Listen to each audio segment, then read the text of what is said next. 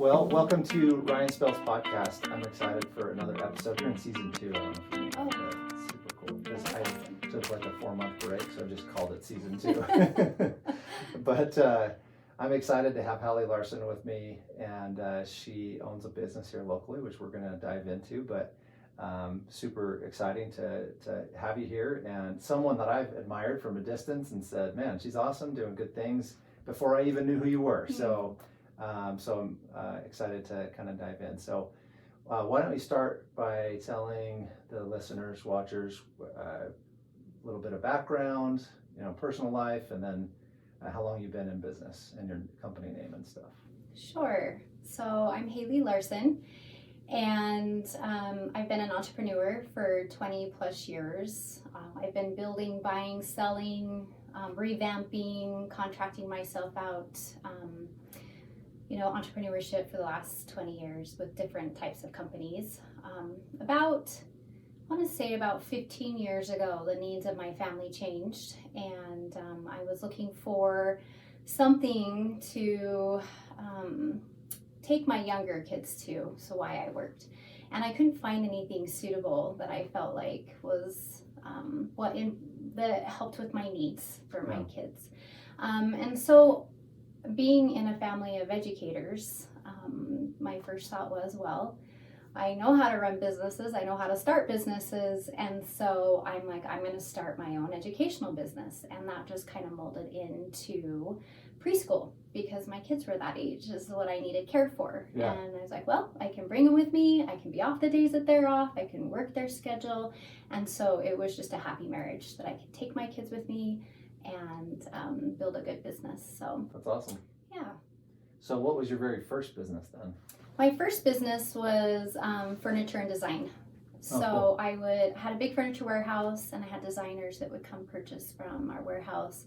But also I was a designer, and so I would go down to Salt Lake to the big dental offices, and I would help them design their offices, as well as their colors and furniture and movement in their offices.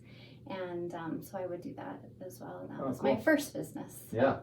Well, let me revamp that. My very, very first business was with my dad. Okay. And so he's the one that kind of taught me, so I partnered with him, and he taught me how to start a business, and I watched him, and it was a check cashing store a long time ago. Oh, yeah. And we got that up and running, and it was running really well, and then we were bought out by a competitor. Oh, cool. Bought us. So that was my very first experience in entrepreneurship, but then it transferred into other things. Yeah, I remember you've talked about that before, working with your dad, and that's pretty cool. That's a good place to learn. I actually have a business with my son, and so I love that. It's been fun. Poor kid this year. I'm super busy, buddy. You got to do it yourself. So yeah, I mean the same. My kids have come with me to the preschool. In fact, my daughter that's a senior, she kind of has taken part of my business for tutoring, and so she started her own business. So kind of the same. It stays in the family, and that's awesome. Gives good opportunities for them. So little, I'm trying to remember the right name. Little Adventure? No, not Little Adventures. What's your preschool name? Smarty Pants Preschool. I don't know why little was in my head. Smarty Pants Preschool. Smarty Pants Preschool. It's in Pleasant View. It's in Pleasant View. Yeah, and I've seen you grow to multiple different locations, and now you're in the old city office, right? It used to be a city office or a bank or something? It used to be an old bank, and then I think it was a dentist office. Oh, a dentist, okay. And it sat vacant for a little bit, and then we took it over when the little house we were renting was for sale. So got it. Cool. Very cool. Yeah. So maybe talk a little bit about that growth and how that looked, where you started, and what facilitated each move. And I know you've been in 3 locations since I've known you, so. Yeah, so before I moved to the area, I'm from Morgan, and I had 3 separate preschools up there.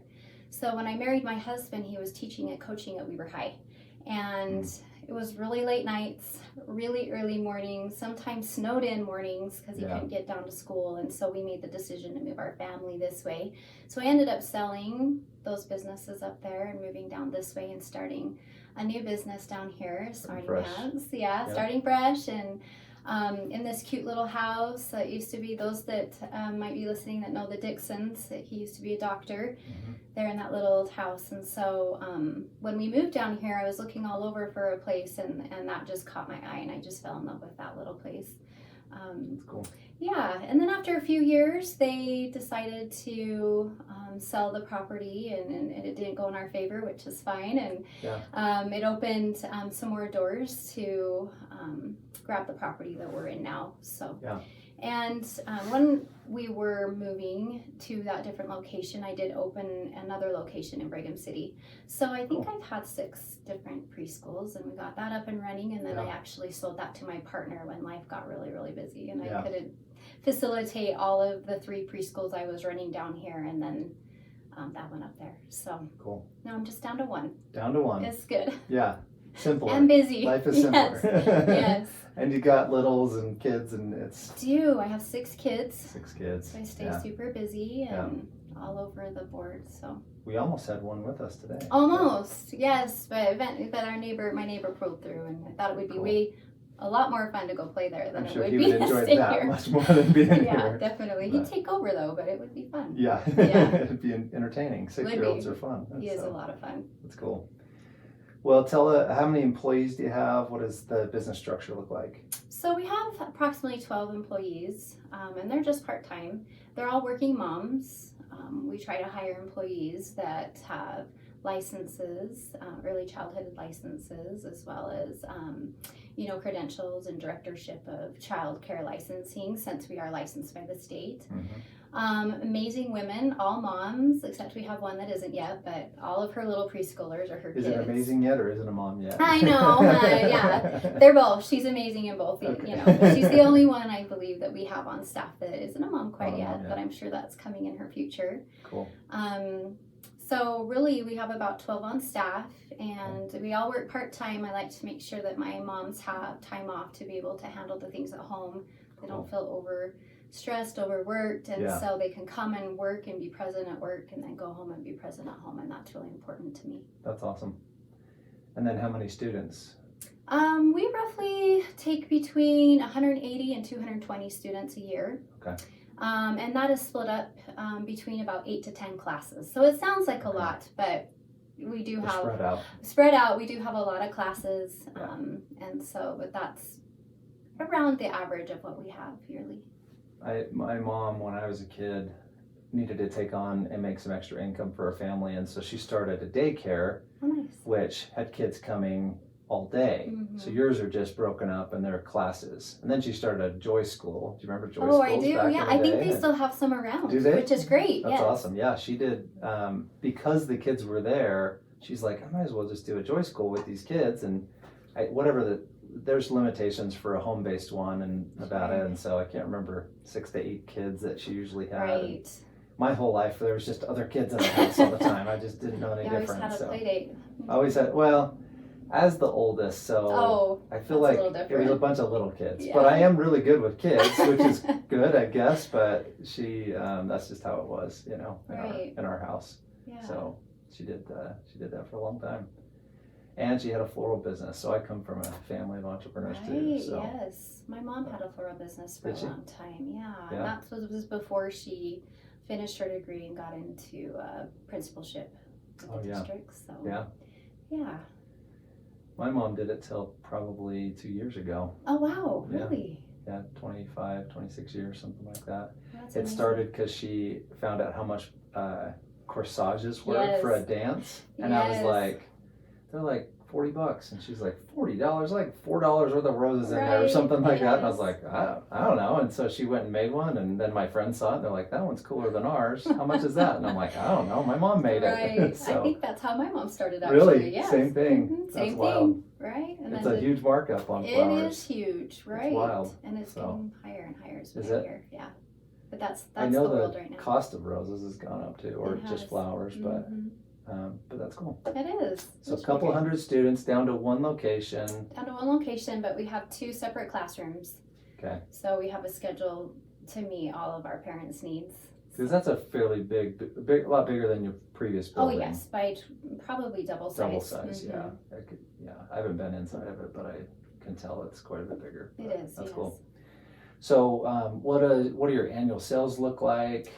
Is it's probably hard to tell when you've gone from all these different locations, but it is, it does definitely just depends on the year, especially like some years we run additional programs, some years we use after school programs, some years we don't, just depending on the needs that we fill the community. Some people reach out to me. If I get more than like 15 moms that reach out to me, then we'll start that program so they can be involved. So honestly, it just really depends on the year and how many students we have. So what kind of programs do you mean? So we have extra programs for students. Right now we have a STEAM program for our 4 and 5-year-olds. And cool. So it's like science, technology, engineering, math, and art. Mm-hmm. And they just do a lot of hands-on activities. We do team building activities. We give them a problem and then they solve it. So it's a lot of different skills. Yeah. And a lot of the school districts are now incorporating that into their classrooms, and I think that's amazing. And so we have that. Last year we ran an after-school program, different things in art and Legos and homework camp and all different types of things that last year. And what's the age range for kids you work with? We start about 2.5. We have a discovery program about 2.5 to 3 years old, and then we have a 3 and 4-year-old class and a 4 and 5-year-old class. And then after school, we have a tutoring program that my daughter runs after school for kids kindergarten through 6th grade. Cool. Yeah. Helping with reading and math and things, I'm assuming. All the things, yes. That's cool. Yes, COVID really put, some really stringent, thumbs on those students, and so they need some of those needs extra help, and so we developed just catching back up. They feel behind because of COVID. Mm-hmm. Some of our students, weren't in school, for 5-6 months, and then we had summer, and so they missed integral parts of pieces of education, which they need, whether it's holes in reading or math. They're missing those pieces, and we try to fit those in. Interesting. Yeah. I bet that's a challenge. It is, because every student's different. They're all different. Yeah, they each have individual curriculum and each individual needs. Yeah. Yeah, my 2 kids, I'm sure they're totally different, the 2 that we still have in grades, but they're, one, she's like, just figures it out and super smart. I was never that way. I'm more like the other one. So. Well, I do have to say there is quite a bit of difference between boy learners and girl learners, honestly. I'll bet. Oh yeah. I'll bet, yeah. Mm-hmm. Yeah, I couldn't, she literally did her classes from books, and I'm like, kill me. I couldn't have done that. Right. I think I tried to take a distance learning class one time from BYU, and I got about 3 days in, and I was like, this is not going to work. I'm not going to know anything after this. So yeah, definitely. I feel like as you get older, and if you're really invested, it's a little bit easier. Yeah.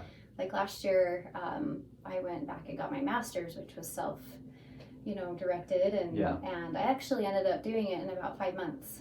Wow. And which was good, because I was like, I love the material. I got in and I was like, yes, I love this, because apply to education and educational technology, which I love.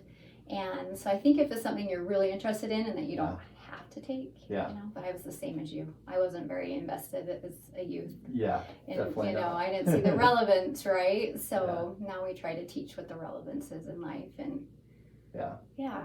So let's talk about challenges in your business. What are some of the biggest challenges you've faced being a business owner? How'd you overcome them? We all face them. So, what have you learned from it? What are those situations like? Wow, I think some of the biggest challenges that we've had is our growth. We've grown really fast. Yeah. And so to be able to do that, we had to put special people in place. Like we have a student success person that we have that we've brought on that other preschools don't have in the area. We definitely have more on staff, and we have teachers that we've hired that have specialized degrees in order to help with what we need at the school, and obviously more space since we moved, and that's helped a lot too. I think another challenge that we've had is the message that we're putting out into the community. When you're a new business trying to break into a community, everybody's not quite sure, what you are and what you're about, and you're just a preschool. Right. And I think that was another really, really big hurdle for me, was putting out to the community and getting the right message out there. Is like, when your students attending our class, like, it's an individualized process that we provide. It's not just play. We don't just babysit, Right. There's educational processes for student success that's built into our program. And a lot of parents that just looked at preschool as play, they didn't see the value in what we were trying to bring. And I think that the narrative has continued, and people are seeing that and understanding now the importance of what that looks like moving into kindergarten, first grade, where the standards are becoming more stringent. Right. And what students need to know, and especially social and emotional learning has been huge the last couple of years, especially with our COVID babies, we call them. Mm-hmm. They're missing little integral parts of that, and so we have a specialist on staff that has little fun activities to help with that social emotional growth. So those are, I think, the two big challenges that we've had trying to break into the community here. That's cool. Well, and I think anytime you do something where you have a defined why that's unique, that is the challenge, communicating it out and letting people know it's not just words, this is what we do, but it's so important. It's such an important piece of making something successful long term. Right. It's different, it's better. Right. And here's why. So that's cool. So what is your student success? What did you call it? Student success person? Specialist. Mm-hmm. What do they do? Yeah, so she works with students that might need a little extra help, So like maybe they have some holes in their social emotional growth, or maybe they need a little extra help with behaviors, or maybe they have some sensory issues. We're seeing a lot of sensory issues. Yeah. She is right there, and she helps our teachers with techniques that we can utilize to help those students. She also works with parents, so she's kind of a liaison between parents and students and teachers. They have stuff to do at home. They have stuff to do at home. We work together. It's a collaborative effort, so it's something parents feel good about and can feel good about, that she is trained to do this in our classroom, and so it's been amazing. She's educated in that? So that's Absolutely. An educated piece, and then do they have those in schools nowadays? They do. Okay. Mm-hmm. There's I feel like I've heard about that before too, but I didn't. Yeah, it's called SEL, social emotional learning. They have SEL specialists now. Okay. Let's see, what do they call it in elementary school? Leader in Me. They're breaking that into elementary schools here. It's called Leader in Me. It talks about social emotional learning, and we find with kids that are on like tier 1, this is educational talk now. They need those basic needs met before they can learn. Yeah. And so that's what we're trying to do, is implement those with those students so they have that ability to learn early on. Cool. I think the education world is one of those that has their own language that it's true. If you're not in it, I'm like, I've heard certain whisperings of some of this stuff, but not necessarily understanding what it is, but that's, and really it's called the whole child approach. It's not just academics. We look at the whole child, the picture. Not just learn, but what's going on with what's them so going they on can at home, learn. What maybe something they're struggling with, or maybe we're having a speech delay and they can't communicate why they're upset, and so we have different things in place to help with those students. Very cool. Well, talk to me about your leadership style. How do you run a business? What's your approach? What's important to you as a leader? Right. Well, it's funny you mentioned that, because I took a class this summer that the school district asked me to take. And I realized that what I thought who I was really isn't who I am. And so it really made me evaluate myself as a leader. I want to say I'm a leader that's in the trenches with my students, or with my teachers. And I'm also a teacher for students. And I teach in an alternative high school right now. I just administrate Smarty Pants. But I feel like I'm in the trenches with them. So I know exactly what's happening every day. Like, we have those communications every day, but I give autonomy to my teachers to be able to make decisions in the classroom, because we change everything every year. So that takes a huge load on my teachers, and I help alleviate that by giving them direction, but I let them determine on what their students need, So we don't have a playbook that's the same every year. It changes year to year depending on our students and what they need. So it changes. Does it change the curriculum, or just changes how you present the curriculum? Both.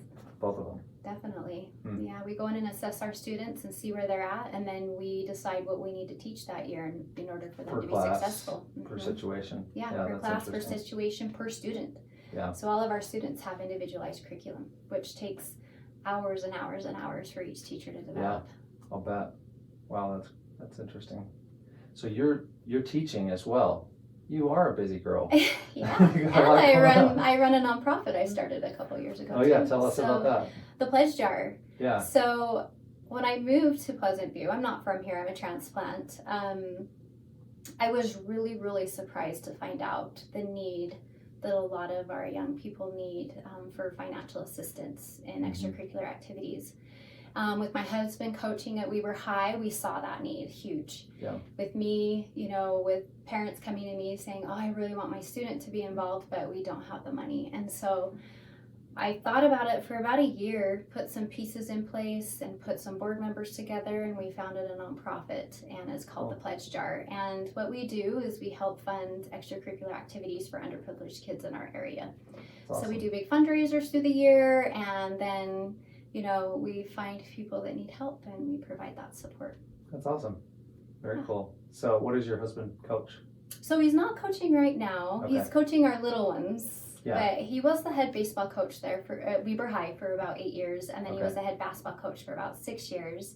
And when I had my sixth baby, it was time to readjust what family life looked like, because I had, a lot of times I'm by myself, and it's a full-time job to coach. Yeah. So we had to make a tough decision, and it was really hard for him because that's his heart and soul. Yeah. And it was really tough for him to step down, but our family needed him home, and cool. I was in the car, 80% of my life after school. So crazy. So crazy with babies in the back seat, and most families go through this. It's not that most families don't. We just had to make a decision that best suited our family, and that was it. So yeah. Oh, that's awesome. Yeah. That's cool. He still teaches up there, he coaches here and there, and he coaches our little ones now as they're getting older. So as they get into sports and different things, that's fun. I'm just started coaching my first time that we have a boys volleyball club program for basically 10 to 14 years old. So I've coached for a few years on girls volleyball. That's great. And you can do co-ed, because you can have a certain amount of boys on a girls team. Okay. But they've never had it all boys, so it's new. So we're excited. That's amazing. In fact, I always wondered why Utah wasn't more ahead of the game on that, because when I was in high school playing volleyball, I would go to BYU and we do team camps and individual camps, and there were guys there from all over the states, nobody from Utah. So I was like, why? It's so weird. It is weird that we were so behind on that. I went to BYU camps too. Yeah. And I'd go and I'm like, I thought Utah was going to be amazing, because BYU's always been really good. UVU had a great program. Right. I played at Rick's when it was called Rick's, and we would play UVU, and they would just trounce everybody. They were so good. Have some good programs. And we move here, and all of a sudden I'm like, wait, there's no men's volleyball? They don't even have it in the schools. It's weird. So anyway, they're pushing for it to be in the schools. Whether that happens or not, a good club program can take care of it. So. Well, and it's important because, if you look at the way sports are going now, it looks like they're more high schoolers are moving towards the club instead of high school, because they're getting more looks from colleges and different opportunities that way. So and more play. You get the tournament. I know soccer does that too, the tournament situation, but volleyball, you'll go to an all-day tournament, and it's that's a lot of playing in one day. It is a lot of playing. I remember that when I played. It's crazy. It was. But that's how they build skills and get better. So. It is, yeah. I've had 2 girls go through it, now my son, and so it's kind of fun. I love it. So, yeah, that's cool. So, you talked about being in the trenches with your team. What happens when there's like a problem, when there's a situation? Like, talk to me about how you handle it, like maybe with an employee or a student. You got something serious that happens. How do you handle that? What's your approach? Well, I think my first approach is to gather all the information, because their side, the parents or students' side, what everybody else is seeing can be completely different. So it's really an investigating process first, just to kind of get a good idea how everybody sees it.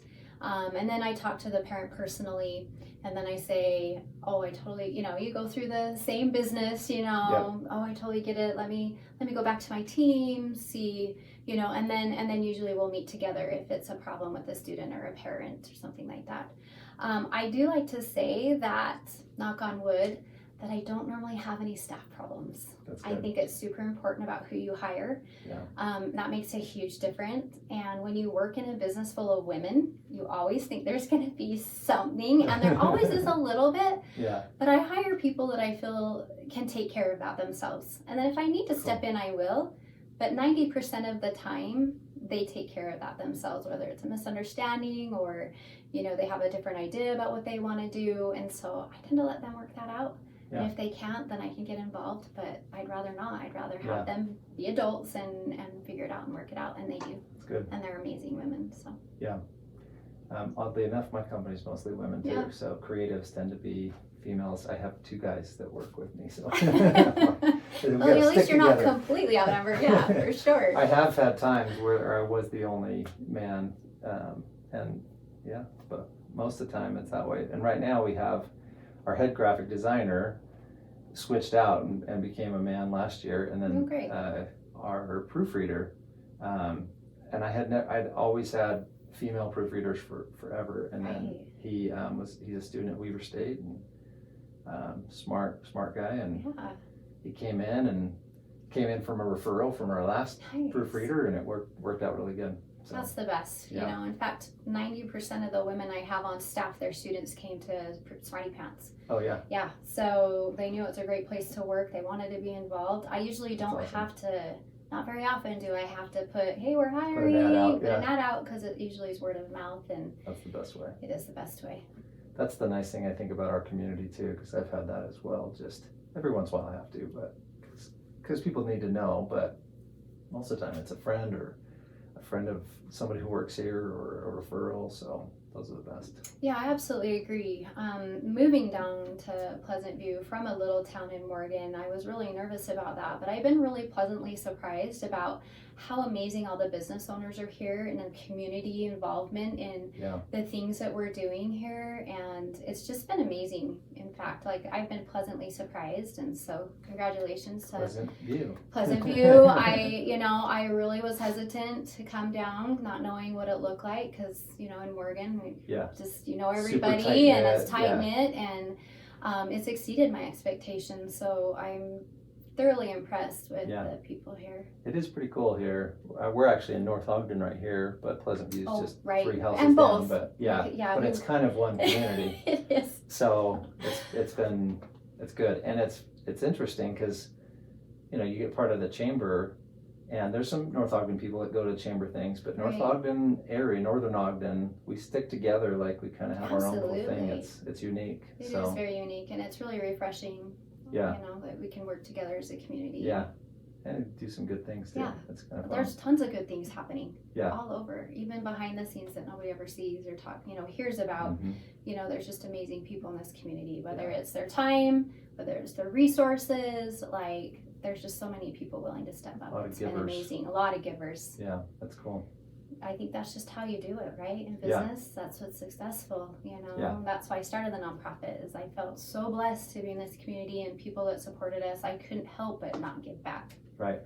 Cool. So, talk successes. What are some successes you've had, and maybe your favorite success or biggest success along the way? I remember you talked to our young men's group. We go to church together, and our young men's group about goal setting and how you accomplish things, and it's obviously very important to you, but maybe talk about some of the best successes as you've gone through your career and how that all played in. Gosh, I think some of my best successes are people-based. The relationships that I've gained through my journey, I would attribute those to my biggest success, because relationships are really what life is. Whether it's business, family, friends, it's all relationships for me, and how you build those and continue with those. As far as my goal setting,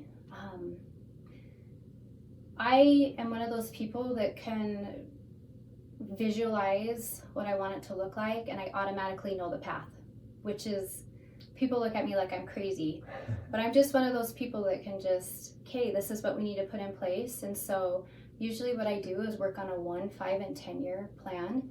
And I look at my 10-year plan, and then I work backwards to my 5-year plan, and then I work backwards to my 1-year plan. And then if I need to, if I have short-term goals or whatever, but I always look at what my end result is going to be. And then I look backwards to see what things I need to put in place. One thing with my goals that I've really learned about myself is I need to make them attainable. I'm one of those people that if I'm not sure if it's attainable, but I stretch myself a little, I can do that. But if I know it's like clear out there, I don't even try to work on it, because it's just like, I know I'm never going to get there. I think that's probably true for most, but we're not taught that way. Right. And so I look at that and I realize that about myself, about even setting like New Year's resolutions. I don't do that anymore, because I get 3 months down the road and I'm like, I haven't even started this. I feel like a failure. Right. And so, right. But you do want to stretch yourself. You do want to like continue to make yourself better, but you don't want it to get so far out there where you're like, it's totally not unattainable and you don't even try. Right. So. Yeah, cool. So I do set those goals. So when you say you know what to do, like you kind of can visualize the steps that it's going to take to get there and what you need to do, what you need to work on. That's pretty cool. Absolutely, yeah, it is. And people ask me all the time, like, can you write it down? Can you put it down? It's like, I can write pieces of it, but for me, it's just, a straight visual line, and it's key to put those people in place that are going to help you get there. And obviously there's times you have to pivot. As a business owner, it's a constant pivot, and you've got to be able to be adaptable. And so sometimes, you get down there and you're like, oh, okay, we're going to have to pivot, and so it might change a little bit. But I think as long as you put the right people in place, and you continue your vision, and they have the same vision and they understand the why, you'll get there and be successful. Cool. So you said the why. What's your why? The why? Well, my why's changed over the years, honestly. My first was because I wanted a great place for my kids to go. And so I basically built my business on, I want this for my children. Like, what would I want for my kids? And I've continued to do that.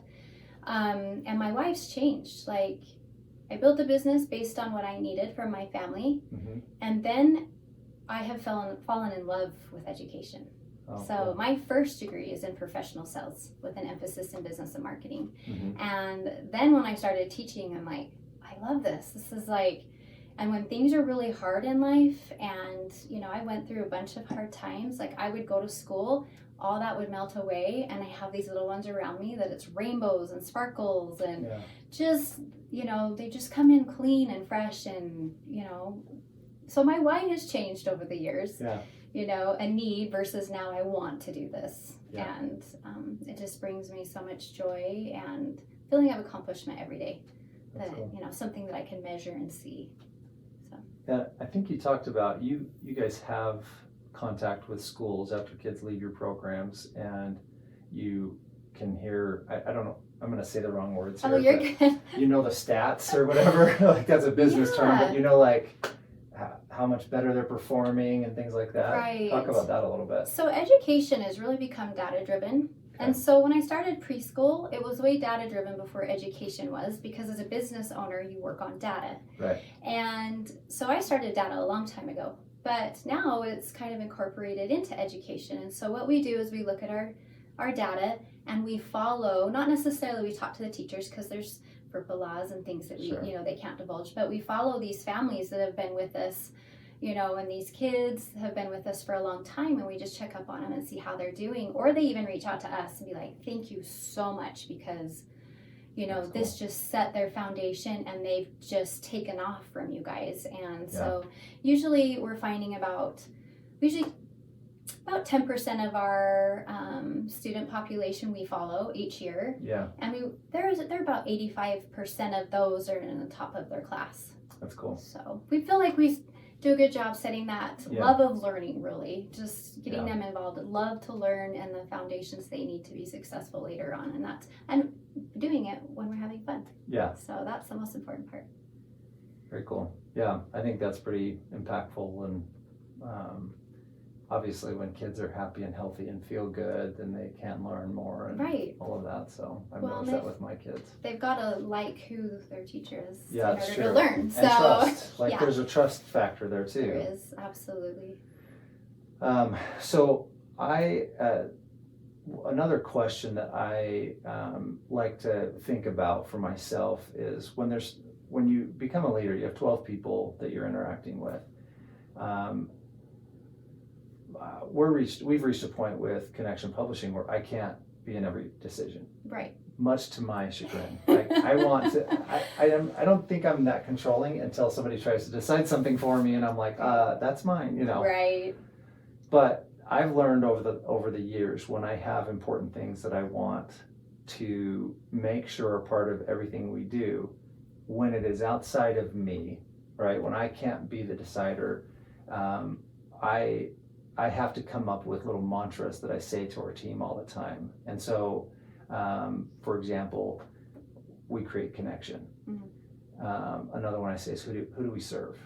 Like when you're making that decision, who are you serving? What does that matter? Do you have anything like that? Anything you repeat as like a theme that you want your people to know when you can't be there to make the decision or don't want to be there to make the decision? Mm-hmm.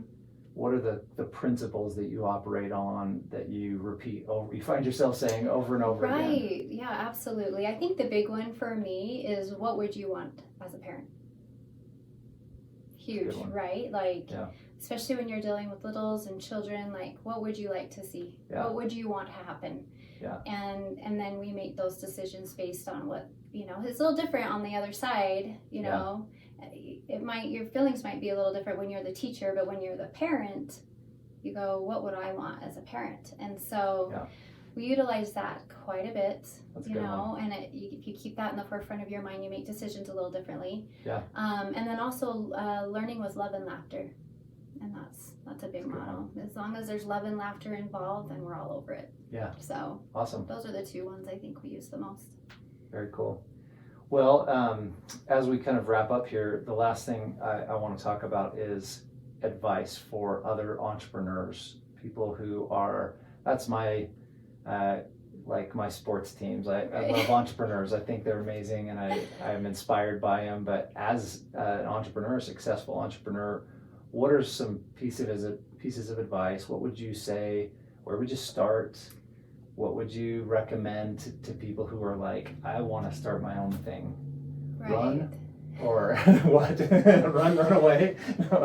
Well, entrepreneurship is a double-edged sword, like it is in any business. A couple of things, when I've been approached before that I've said is get a mentor. Someone that's done it before in the industry that you want, because instead of making a year, 2, 3 years of mistakes, there's so much knowledge that they have. Yeah. And entrepreneurs are amazing because they want to just spew out all of their knowledge to you, and it might come as a fire hose, but they're the people that I find that want to help people the most. Yeah. So I'd say find a mentor. Number 2, make a business plan. Probably because they went through that 2 to 3 years of pain, and they're like, "Oh, I figured this out. It's amazing." And a lot of times we don't hold secrets. Yeah. We want other people to succeed. True. We want them to be successful, and just pick your brain. I think anybody that you would go to, Christy Pack or you or Jenny Taylor, there are so many of them. So many people in our community just willing to help and get you started. But ask all the questions first and start putting a plan together. Second, this is something I learned the hard way, is to make sure you put boundaries for yourself. When you're an entrepreneur, it takes over your life.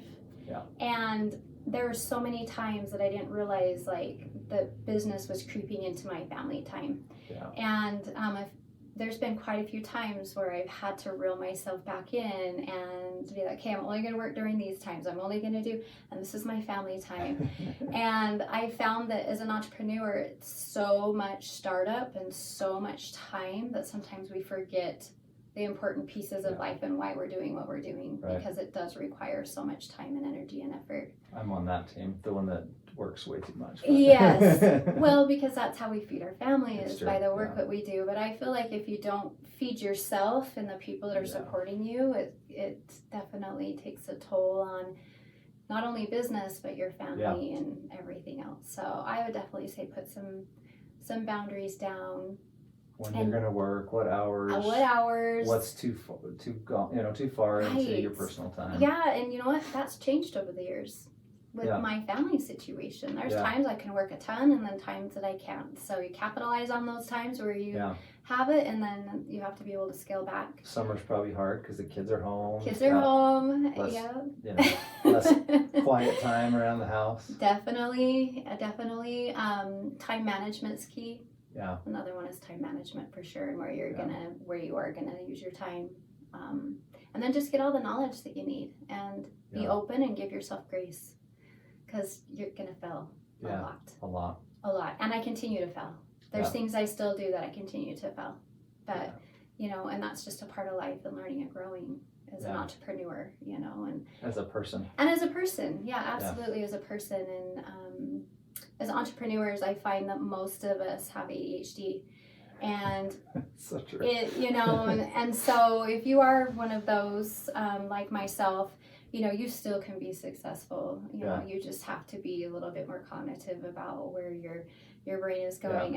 And I had an interesting conversation with my brother on Sunday, and he's like, "Well, are you one of those people that have 3 screens on your computer and have 50 tabs open on all?" And I said, "Yes." And he's just like, me too. he put me onto a book that's called One Tab. And Really? It talks about just streamlining your thought process. And anyway, it's a really amazing process if you think about it. Is just try to concentrate, because when you try to do a million different things, you're not good at any of those. And so I think that's my advice I have. Ooh, that would be a challenge. I always have 13 things come at me whenever I'm working on one thing, so that's hard to imagine. It is hard, but I just keep a notepad. With the things that come to my brain, instead of like, oh, I need to look at this. Right. So it really is just staying focused on, and if not, you'll get really overwhelmed as a business owner. Yeah. So. Well, that's cool. It is great. Well, anything else you'd like to add? Gosh, I think that I'm so happy to be here in this community. It's Great just place. welcome. I mean, they just welcomed me with open arms, and especially the new business coming in, you never know how that's going to be. Yeah. And I just love the people here and the collaboration and the support, I think, in this community. And so I think everybody here needs to have like a good pat on the back of, I think everybody pulls together and has been amazing here. And I've really enjoyed my time here and hope to stay here for a long time. So cool.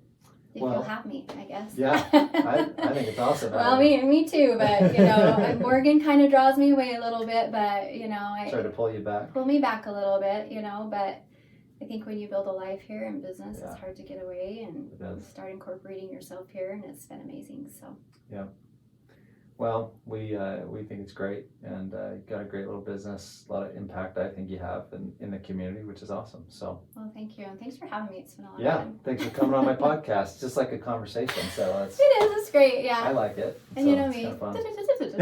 You got stuff to say. I got stuff to say. Yeah. I mean, that's education. We could talk all day long about that. Yeah, for sure. It's a different world. But we appreciate you and all the work that you're doing, and Thanks. It's been really awesome. And your impact in the community has been wide. We appreciate that. We work hard.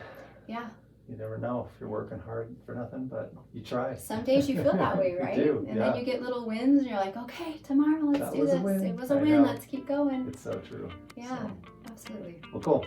Well, thanks again, and we'll send this to you so you can send it to all your friends. And oh gosh, yeah. It'll be great. It will be. Okay. Well, thank you. Well, thank you.